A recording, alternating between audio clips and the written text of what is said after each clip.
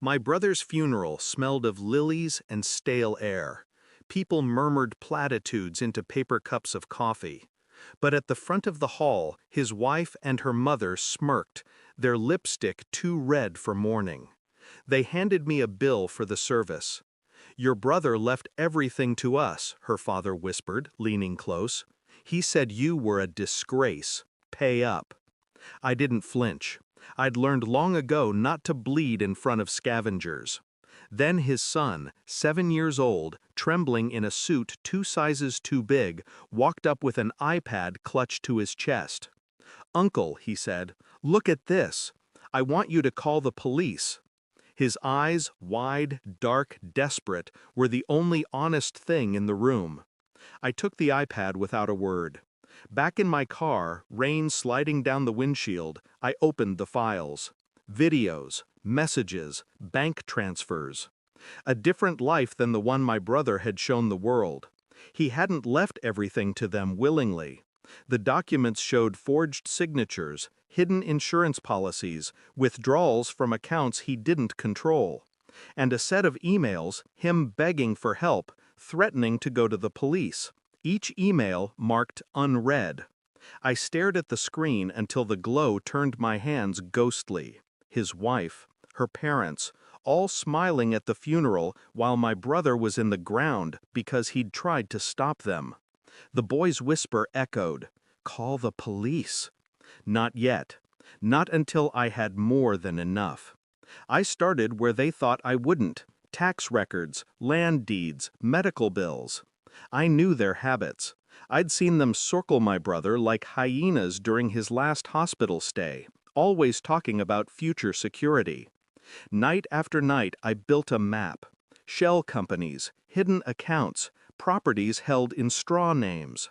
I requested the autopsy under my legal right as next of kin. Found anomalies in the toxicology report, traces of a sedative my brother never used. I drove 3 hours to confront the pharmacist. He cracked in 10 minutes, confirmed the prescriptions were filled by someone else using my brother's ID. Meanwhile, I kept visiting the boy. Every time, his eyes were duller, his speech clipped like he was rehearsing silence. He'd been told not to talk. But he still handed me fragments, photos of documents, whispered names, a key to a storage locker. The locker broke everything open. Inside were my brother's real files, signed statements, witness accounts, a burner phone with call logs. Enough to bury them. But I wanted them to feel it first. The final piece came from the coroner. An amended death certificate. Cause of death changed to undetermined pending investigation. I printed every file, bound it like a book. On the cover, a single word: evidence. I arrived at their house unannounced. They were eating dinner, wine glasses tilted, candles lit. The picture of domestic victory. I placed the binder on the table. No greeting, no accusations. She opened it. Her mother leaned in. Her father's hand froze around his fork. Each page turned their faces a shade paler. By the time they reached the coroner's report, no one was breathing. Her voice cracked first. "What do you want?" I didn't answer. Silence was the answer. I slid 3 envelopes across the table. One to the police, one to the insurance board, one to the press. All sealed, stamped, ready. "You have 48 hours, I said softly. "After that, these go out." She tried to speak. Her father started to rise. I didn't move. The boy's face flickered across my mind. Small, pleading, waiting.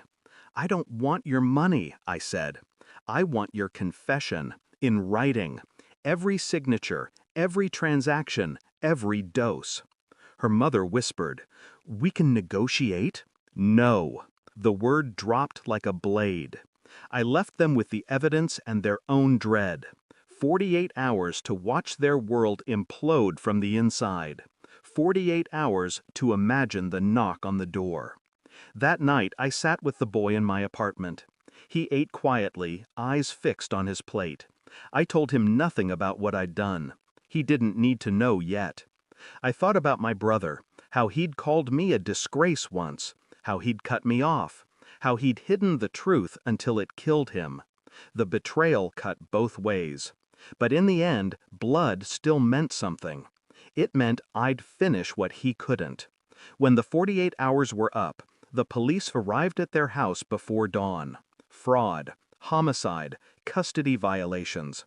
Every charge unfolded like a trap sprung at last. I didn't watch the news. I just sat with the boy while he slept on my couch, his breathing steady now, no tremor in his hands. I didn't feel triumph, only the quiet, the kind you hear after a long storm. I had given them the same gift they gave my brother, silence first, then the kind of justice that doesn't stop when the coffin closes. Thanks for watching. Don't forget to like, share, and comment. Subscribe now to Cheating Stories Insight World for more amazing stories.